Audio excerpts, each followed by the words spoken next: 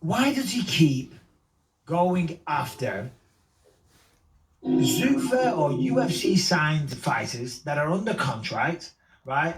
That are either right at the tail end of the career. I'm not talking about Masvidal there. I'm talking about the people so far, talking about Nate Diaz and stuff like that. How about you pick someone that's actually a boxer? Why are you trying to take on MMA fighters, eradicate 3/4 of their skill and their ability and fight them in one field? Do you know what I mean? Which I'm sure there's plenty of fighters on the UFC roster that could beat him in a boxing match. I truly believe that, myself being one of them. But there's many others out there. And Masvidal may also be one of them. But Masvidal would also be a smaller guy. Why is he calling out these people that are A, smaller than him, B, aren't boxers, and C, that are contractually fucking tied to the UFC? Do you know what I mean? This is clickbait at its motherfucking finest. You have sucked me into the Jake Paul vortex, Harrington, for the last time. Fuck, if I could sit... Christmas Eve Shane Bell. I did not want to do this. Christmas Eve Shane Bell. My God, Shane. Jesus Christ. Nah. I mean, fair play to him. I would love to see it, though. I would love to see Jake Paul versus Masvidal. I'd love to see Nate Diaz versus Masvidal. I'd love to see someone that's in the prime, though. Masvidal's going to be pushing 40 soon. Nate Diaz is no spring chicken. Do you know what I mean? They're all coming to the end of their careers. He's in his, mid-20s, 25, 26, something like that? 24, 25, something like that, yeah.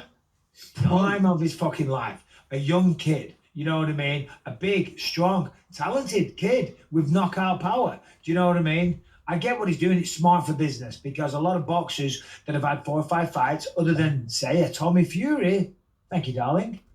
Do you want to come and say Merry Christmas to the believers? Oh.